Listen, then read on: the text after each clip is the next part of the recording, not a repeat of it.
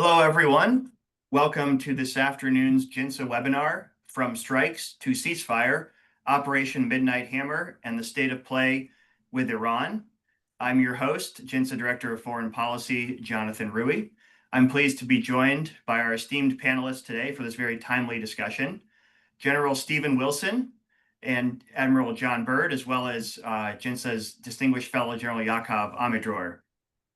General Stephen Wilson is former Deputy Commander of U.S. Strategic Command and a pilot who has flown B-1 and B-52 strategic bombers.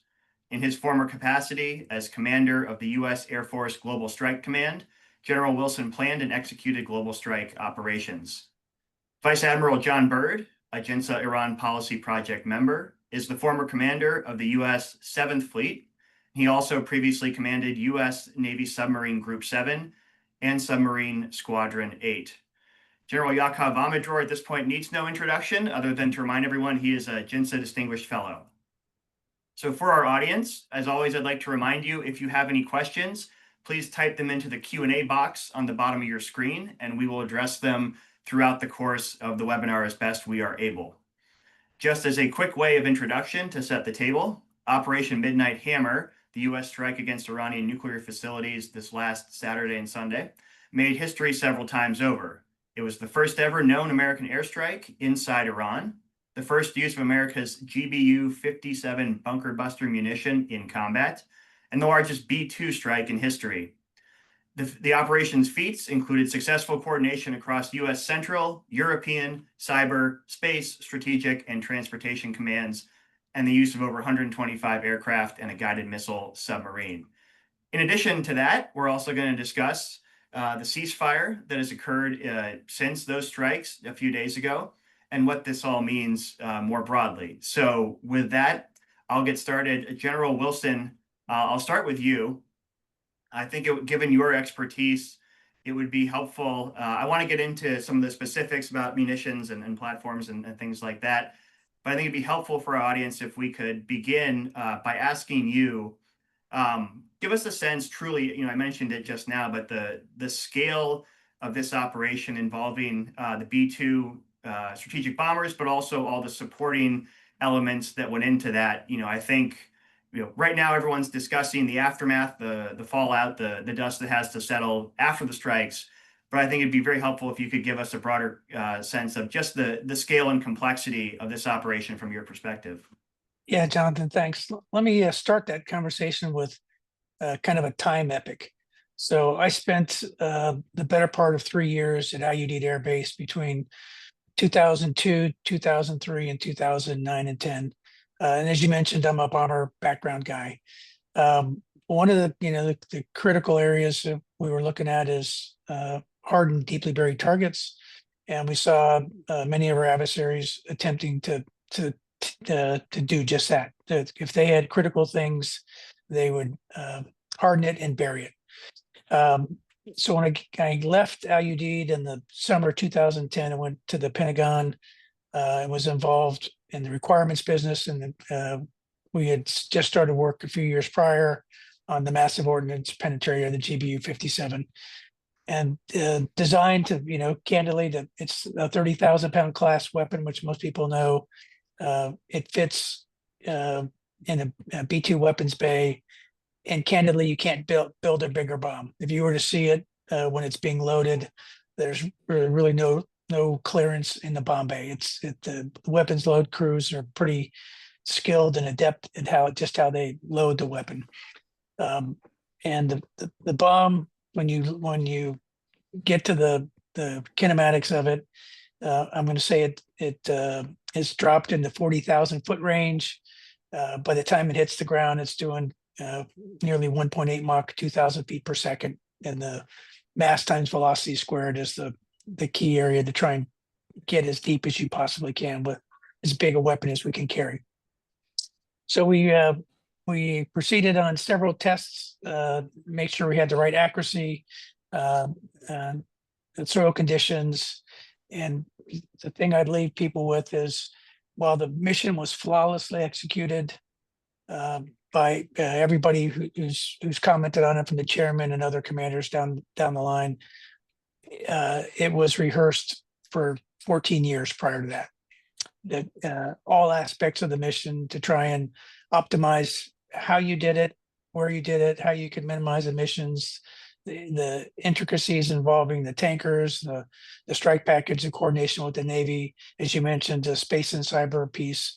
And so that was rehearsed for years with red teams to look at it and try and assess what could we do better. And so that when it came time for this last week, that it was flawless in its execution.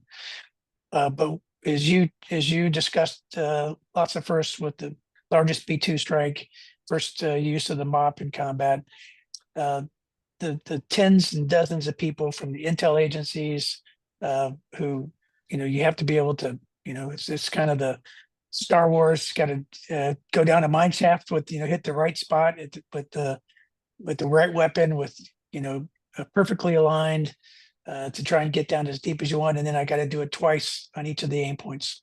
And so between Fordo, Natanz, and Isfahan were the three areas that we would spend a lot of time studying with our intel agencies. We thought we had a good knowledge and understanding of those. And then it was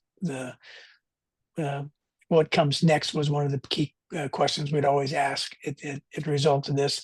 And then kind of what will probably lead into a follow-on question, Jonathan, how will we know we were successful? And what would be the things that would be able to tell us that? So that's kind of a quick synopsis of the strike, but it was, again, to leave the listeners with planned and executed over multiple years, lots of tests along the way, a really intricate team between cyberspace, our Navy partners, all the different COCOMs involved to really do the flawless execution of that. Thank you, General. And we'll definitely come back later in the webinar to, assessing what we can or cannot assess about the post-strike effects and impacts. But for now, I just a follow on. So you mentioned this is the first, ever use that you trained on the massive ordnance penetrator, the MOP, for a long time. This was the first ever use in combat, and it was most of them were used against the Fordow deeply buried nuclear facility in Iran, which, depending whom you ask, is anywhere from several hundred feet to several hundred meters underground.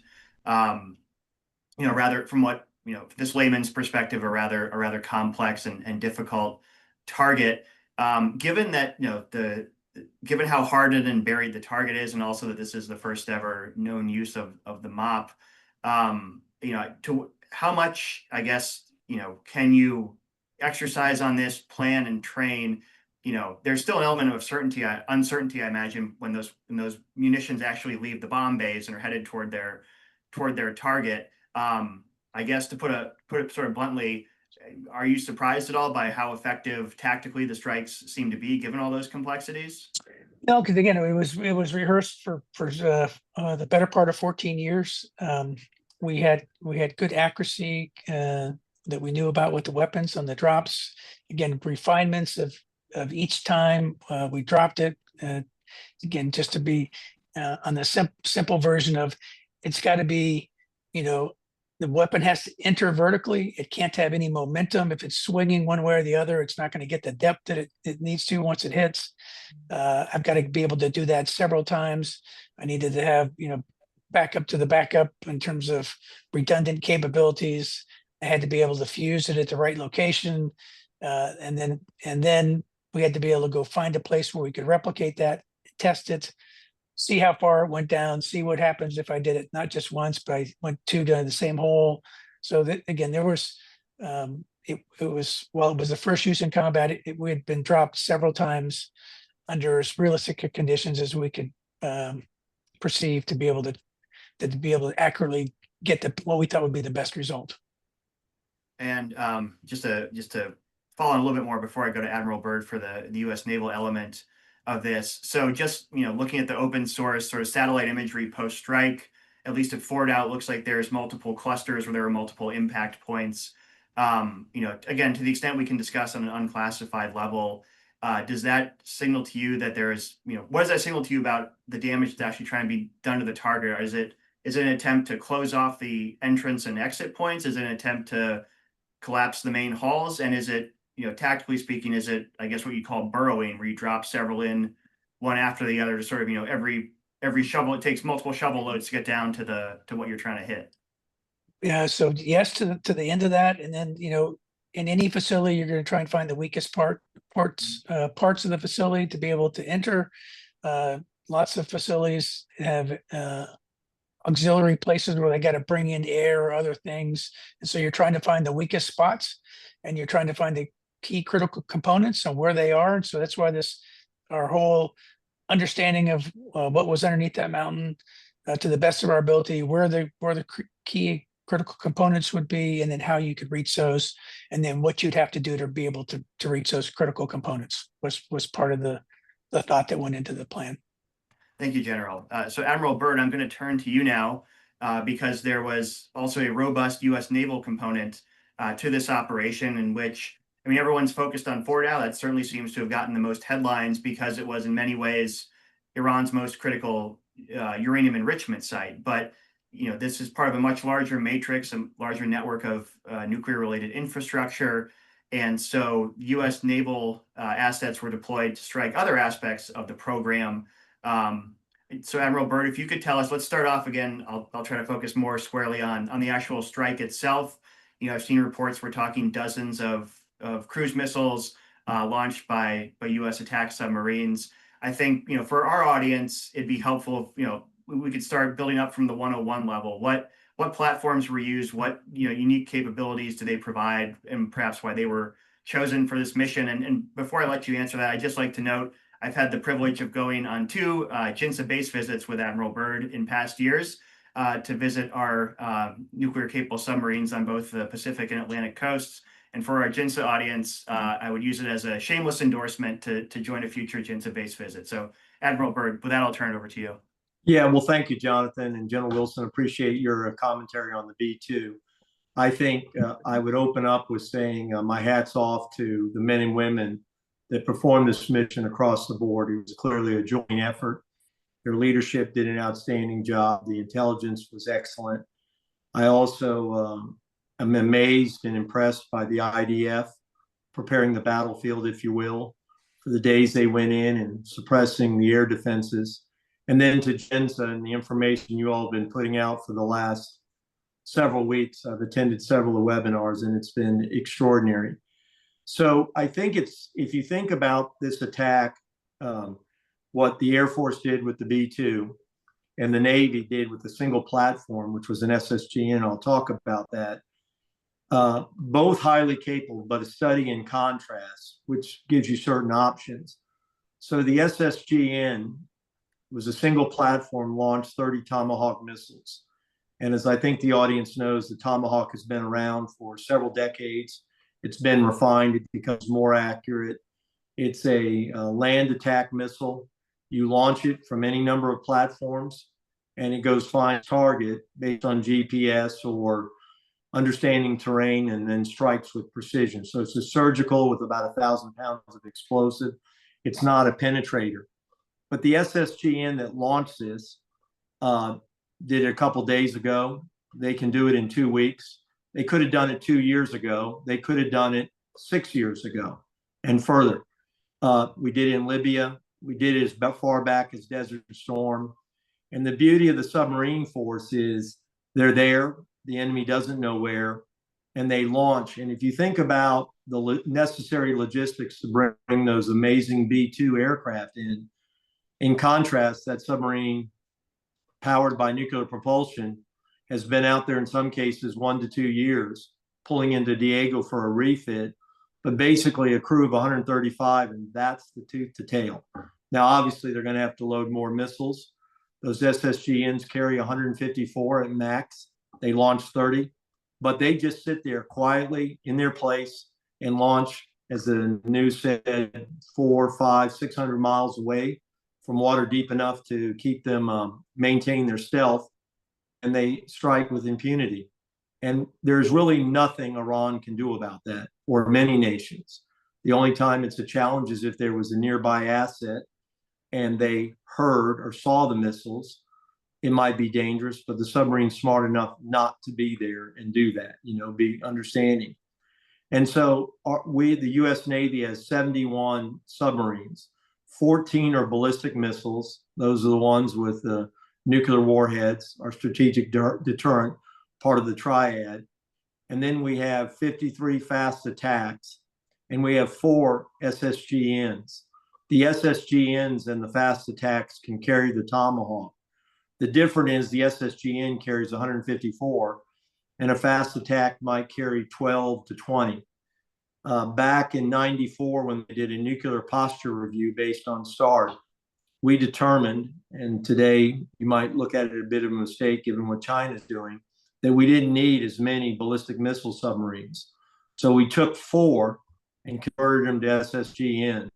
We took those huge missile tubes that carried the D5 missile, and we turned them into like a revolver carrying Tomahawks. So 22 tubes, each carrying 7 Tomahawk missiles. And we have 2 SSGNs that operate in the Pacific and 2 that operate with the European AOR. And they can transit through the Suez Canal and come together in the Indian Ocean or whatever. But they are assets that combatant commanders love because, again, logistics is really child's play. They're out there. Nobody knows where they are except them or where they're told to go. And they launch when they're told, and that's it. So in this case, the men and women on that submarine launched missiles. Now, as to targeting, they were given targets, likely because of our history with Iran that the general spoke to. Those targets were probably well developed, refined, and already loaded on the submarine. They mission data updates, and then they downloaded to the missile. But within that submarine, if there's a new target, as long as you know the geographic coordinates, they have the capability on board to plan the mission within their fire control system and then download that into the missile. And the coordination with the B-2s was so as not to give it away. They launched a good hour before the B-2s came in theater because they're slow missiles. You know, they're subsonic, and it takes them a while to cover the 500-600 miles, unlike the B-2 and the penetrating weapon that comes in Mach plus. So again, it's a real study in contrast in terms of logistics, manpower, and planning. And again, we have been doing this for years. I would bet that SSGN has launched missiles in wartime in the past. They've been around for about 20 years.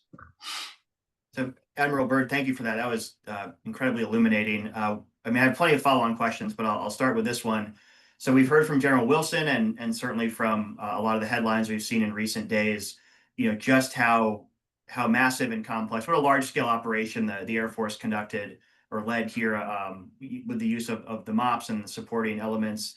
But, you know, to me, it sounds like the scale you mentioned for the Navy operations, that's nothing to sneeze at either. That sounds like a very, I can't think off the top of my head when last time I heard 30 plus Tomahawks being launched in a single strike. I mean, it's sort of a leading question, but for our audience, does this stand out to you as one of the larger scale such operations the Navy's launched in a while?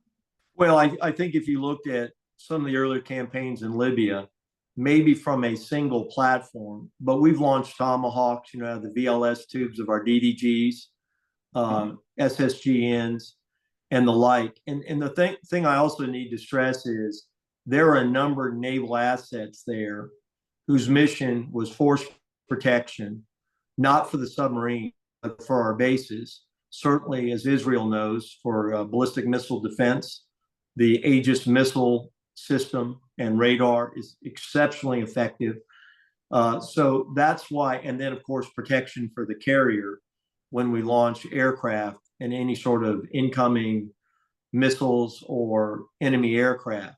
But in terms of the strike itself, the SSGN is a lone operator and simply responds to tasking when given.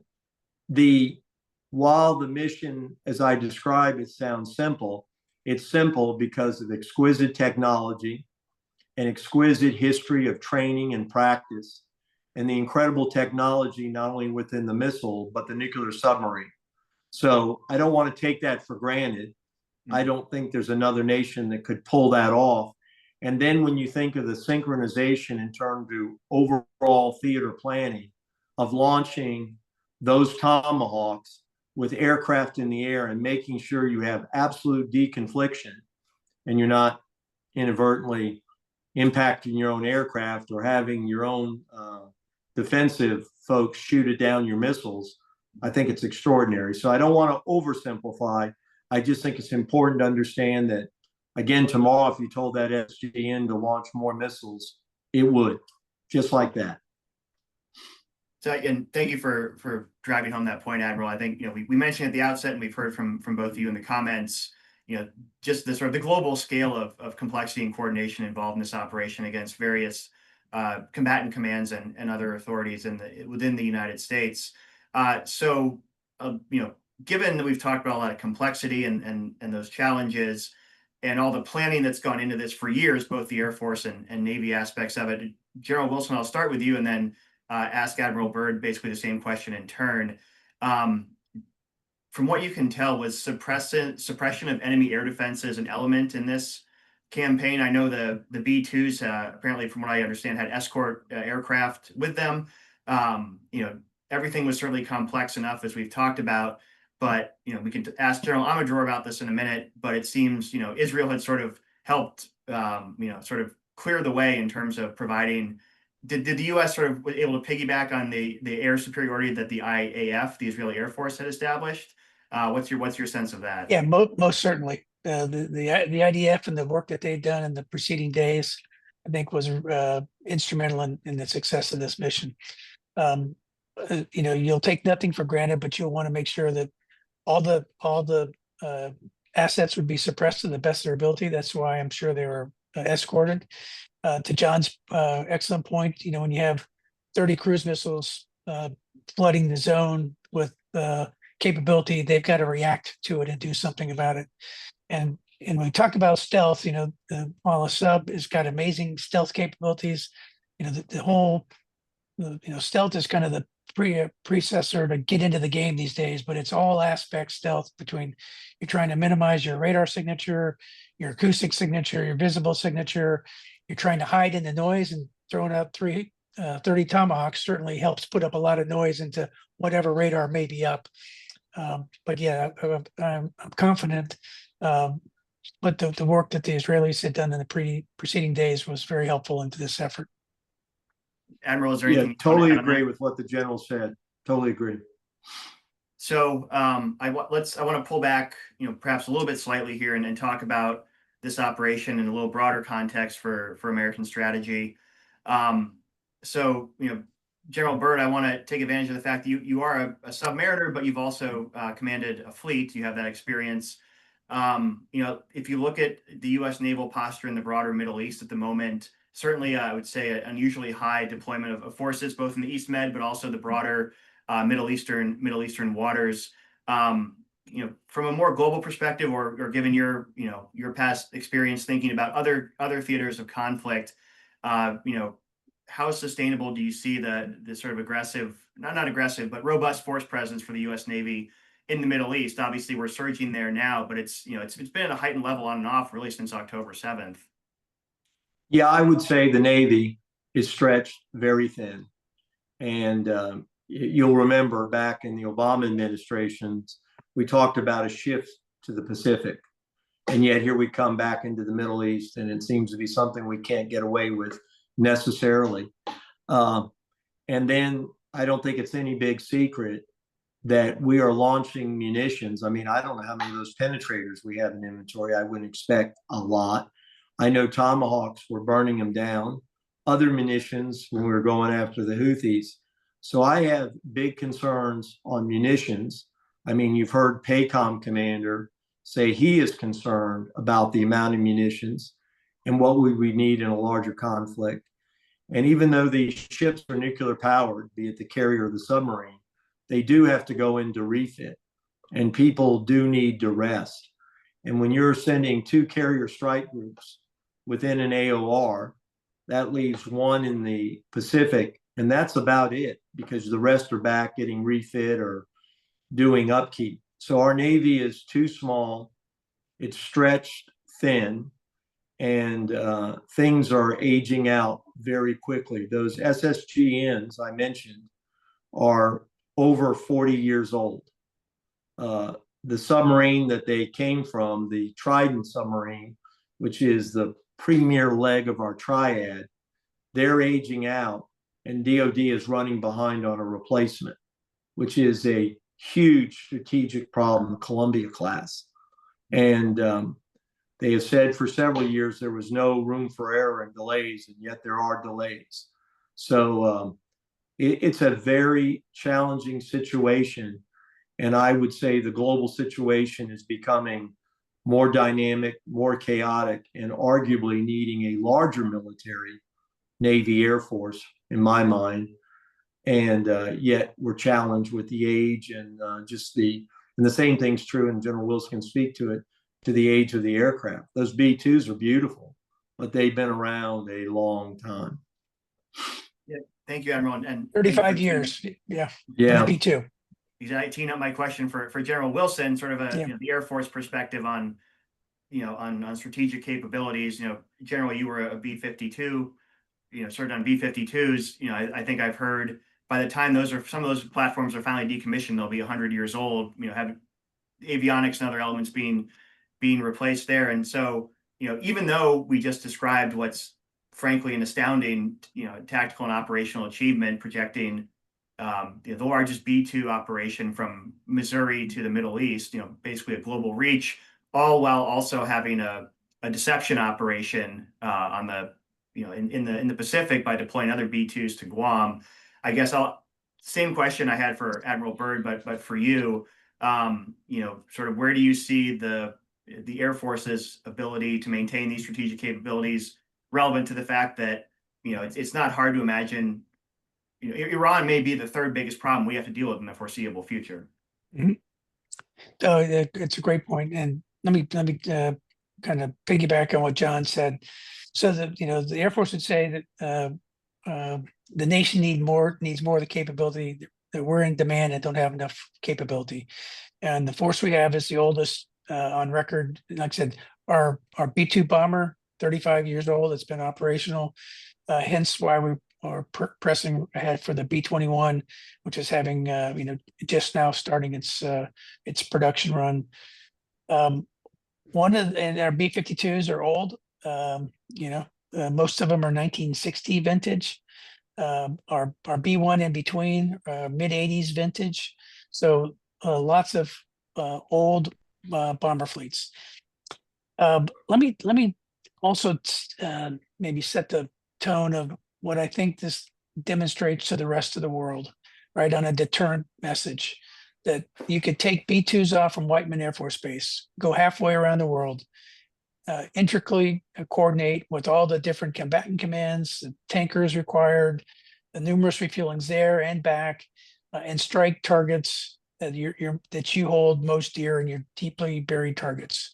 I think it would make other nations around the globe, maybe North Korea, kind of take notice and say, and they're willing to use it. So this deterrent to both the capability plus the will to be able to do it. I'm hopeful for a kind of a snapback on deterrence in the thinking about what could happen as a result of this strike. But, I think John's point's really good, and that both the Navy and the Air Force are stretched thin. There's 20 B-2s, there's 36 B-1s, a small number of 40-some combat capable B-52s. We don't have enough what the nation needs, both on, I'd say, the submarine force or the bomber force for this global power projection. Hey, Jonathan, Yes, I'd like please, to Admiral. add to the very salient and important point that General Wilson just made, and that's this. My personal opinion is this strike, with the IDF actions before, is a huge inflection point in the Middle East. I'm optimistic of the change that's here to come. And I add to it what the IDF did with Hezbollah, hitting the Houthis, and Hamas. I also think, picking up on the point General Wilson made, that this is a signal to China and Russia, not only North Korea. And in my mind, in simplest terms, it's sort of the opposite of the Afghanistan debacle. where the United States military demonstrated its global reach and what it can do when it needs to do it, notwithstanding age and stuff. I think that's a very important signal for those that might think that they can take unaccountable action elsewhere. I would also add that, as Israel is one of our closest allies, as I see Japan, Australia, and a few others, it sent a good signal to our allies. If the U.S. is willing to do this in support of Israel, and no offense, but we know how well they're received globally, likely they would support their other allies. And at the same time, I noticed how little support Iran is getting, at least overtly, from China and Russia, despite promises. So it shows that the U.S. stands with its partners and its allies, and it has this global reach capability. So I think this is a huge message at a number of levels. Thank you, Admiral. General Amador, I'll turn to you now. In the time we have left, I do want to come back and ask about battle damage assessments and what maybe we still need to sift through the rubble. But General Amador, I want to turn to you, and Admiral Byrd teed that up nicely, talking about Israel's accomplishments in the last 10, 11 days. So President Trump basically insisted or willed into being a ceasefire between Israel and Iran for now. But even before that, we had heard that the Israeli government say that they expected only to need a couple more days to finish operations. Could you give our audience some sense of why that is? Is it has Israel basically hit every target they could conceivably find? Was it exhaustion on the Israeli Air Force part because it also is a very complex and demanding operation? Could you give us a little context on that? Oh, you're still muted, General. Thank you very much for what was done by the American Air Force and Navy. Israel does not have the B-2, and this is why for us it was crucial to get the help to destroy Fordo, something that we could not make. We didn't finish all the targeting list that we had, but we know for sure that the chain of the nuclear project, from the conversion to the enrichment and the other element of the plan, including experts of the weaponization stage, all that was important was destroyed. No, we can argue between ourselves how many years it will take to rebuild it. It's not a technical issue. Someone has to make decision that is going back to take the risk and to invest the billions dollars that are needed to build it. Only then someone will have to take it and to begin to build it and to take the risk that Israel and the Americans will do it again. So I think that technically it's few years that we achieved in this operation of delay, but practically, in the real reality, it can take many years, because between the decision making and the implementation, it's not a technical issue. It's about decision making, and here we don't know how stubborn the leaders of Iran will be. They lost billions of dollars. I don't know. I saw some people make some assessment. $1 trillion. The project was $1 trillion, including the proxies in the Middle East. It's a huge number for a state like Iran. So they are going to invest it again. Who will make the decision for that? Who will be ready to take the risk to see the Israeli Air Force again bombing in Iran? So I think it will be practically, for our generation, the probability of the Iranians to have nuclear bomb is very limited, very limited. I know people ask, where is the enriched uranium? I don't have an answer. I don't know. I hope that my successors know exactly where it is. But it's not the issue. The issue is the decision to begin the process again and to take the risk again and to be ready to pay the prices again. And I'm not sure that they will find enough people to take the position of those that they lost within the weaponization group, because no one wants to work in a place in which your chances to be eliminated are very high. So I think that we succeeded. We, Israel and America, thanks to the achievements of the Israeli Air Forces. Today, the Chief of Staff revealed the fact that the commando forces of Israel were inside Iran during the operation, helped to get the targets and to destroy them.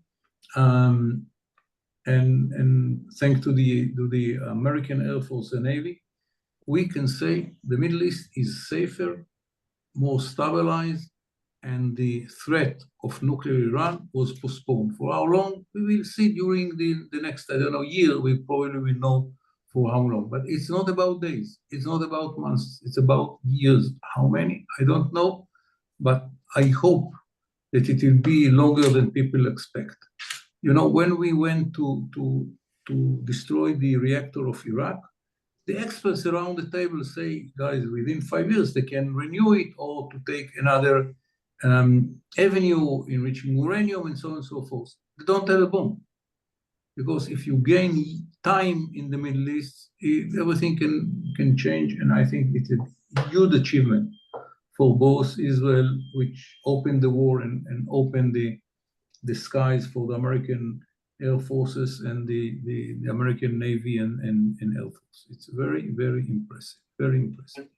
General Amador, to build on that, we've been talking about the amazing accomplishments of the U.S. Air Force and the U.S. Navy in the front half of this webinar. But I'd like you to talk a little about the accomplishments of the Israeli Air Force. Certainly we're all aware of the amazing intel that went into striking nuclear targets, regime leadership, missile launchers, things like that. But I don't want it to be lost on our audience that this is an incredibly large-scale, long-range operation. Flying over Syria and Iraq at just incredibly long ranges, over operating over, establishing air superiority over such a large part of Iran.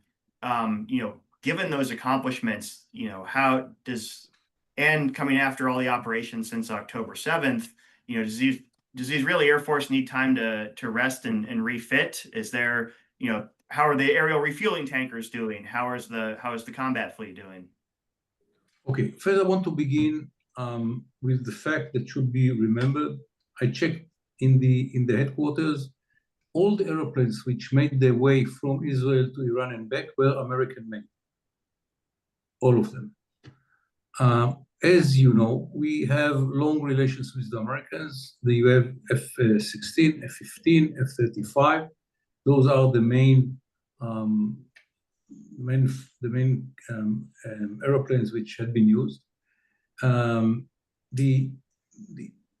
think that it will be wise to begin after the first attack of the Iranians on Israel in April last year.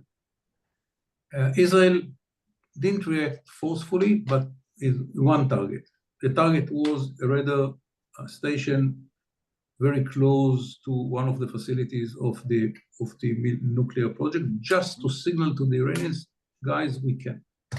Then was the attack in October, mainly missiles, which had been launched from Iran, initiated by Iran. So Israel attacked twice by the Iranians before he reacted. The reaction was very limited. We didn't want a war at that time, but we wanted to open the door for the next stages. And the decision here was to destroy the S-300, SA-300, the two batteries that they had. And that was a very good beginning from our point of view. That was the backbone of the system, of the anti-air system of the Iranians. And we learned all the lessons which had been learned in this operation. and it was clear for us that we have the ability to neutralize the anti-air system of the Iranians. It was a combination of attack by the Air Force and ground forces of the Mossad and special forces of the IDF on the ground. And that was prerequisite for any operation in Iran. We understood this is not the goal. The goal was to destroy the nuclear facilities. The goal was to minimize the ability of production of long-range ballistic missiles. But prerequisite to achieve those goals was to neutralize the air defense system of the Iranians, and that was the main effort. There were two at the same time to kill all those generals and scientists which are related to the command and control system of the Iranians and the weaponization group in the nuclear project, and at the same time to destroy as many as possible from the elements of the air defense of the Iranians. And that was the greatest success of the first 2 days.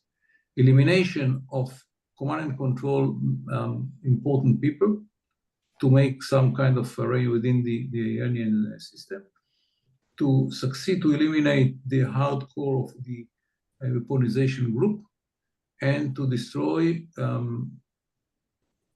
big percentage of the defensive system, the air defensive system of the Iranians.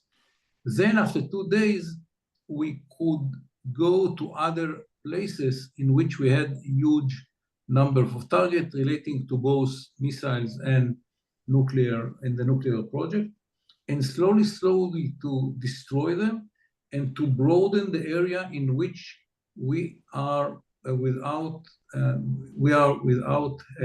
having the need to fight the anti-air system, because we took them one by one. And towards the end of the first week, Israel had apparently good control of the skies over West Iran and Tehran, and not the same clarity or the same achievement in the east part, but the Air Force could fly everywhere with all tools that have been used to oppress the anti-air systems. So at the end of the war, after 12 days, the Israeli Air Force could reach every corner of Iran to hit any target that was in the list and to refuel and to come back. And remember, our refueling plans are very, very old, 707, I don't know, from the War of Independence, probably.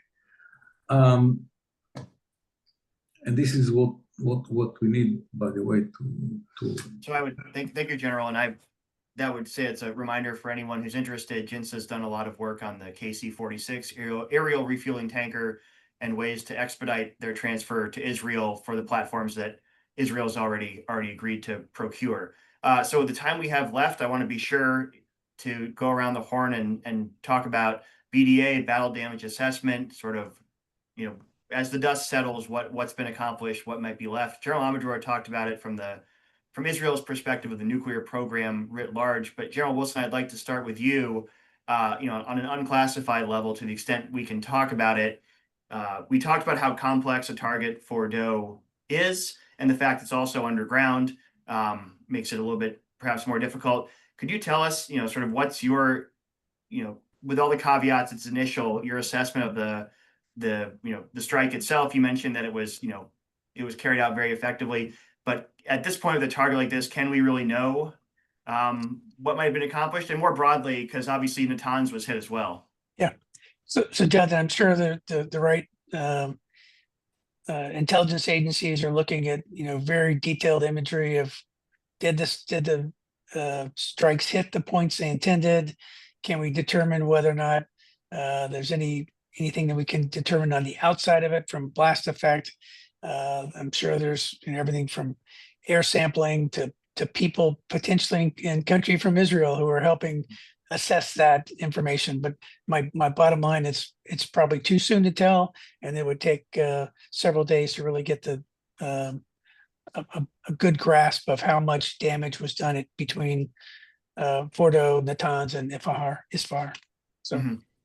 Thank you. And Admiral Byrd, sort of a similar question to you. The target struck by the Tomahawks is, it is in some ways a different target set. It's, multiple facilities, large, perhaps I imagine a larger spread of weapons. Some of them were, from what I understand, meant to collapse tunnel entrances, rather than, as you said, they weren't penetrating munitions. Is it, what's your take on, is it still too soon to do a sort of a robust BDA of the targets the Navy hit? Yeah, I think so. It might be easier than obviously something that's 300 feet under solid rock, in terms of knowing that the enrichment capabilities there have been destroyed. I think, as the general indicated, this is something that's going to play out from satellites, but also human and SIGINT, as to exactly what it is. I think one big question that we need to ask ourselves, and we'll find out, I guess, is how much, if any, did the enriched uranium did the Iranians secret away to other locations? It's very likely they did that, and that's something we need to understand, because, of course, that gives them the capability to move forward with their program. But yeah, too soon to tell on the BDA. John, but I do think General Amador's comment is really important, though, about what's next, right? Any administration inside of Iran now has to think twice about, okay, this is what happened.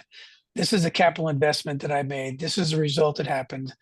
They showed that Israel and the U.S. have showed the capability and the will to do this. Do I risk doing it again? And if I think any prudent analysis of that will say, maybe I need to think differently and look at a different path, and maybe a different pathway in the Middle East to stop doing the things that they've been doing for the last several decades. If I may add one technical remark, even if they have the enriched uranium somewhere, I don't know if they have it. There are more than rumors that it was under the rebels of Fordo, at least part of it. But let's assume that they have it. They cannot do anything with it. Either they have to enrich it to 92%, and they don't have the ability to do it without Fordo and Natanz. And Natanz probably totally destroyed it. It was not so deep as Fordo. And they had to convert it to metal to make the bomb.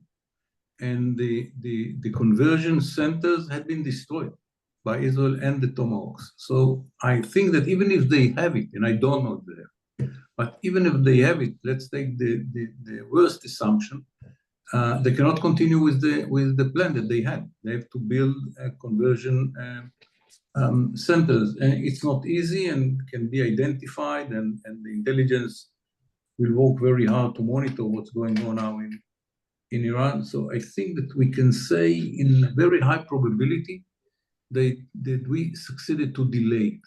For how long? You're right, we need to wait for the BDA and to see what is the exact damage that was done in each place, and then to understand the damage of the system.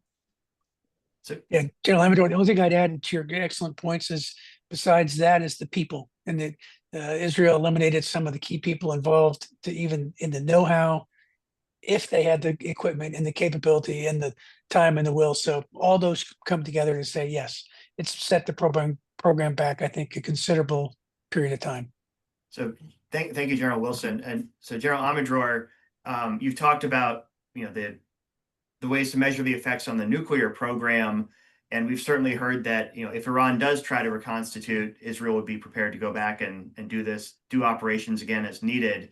But at the start of the campaign, we also heard that Iran's missile capabilities, those missiles capable of hitting Israel, were also portrayed as a potentially existential threat.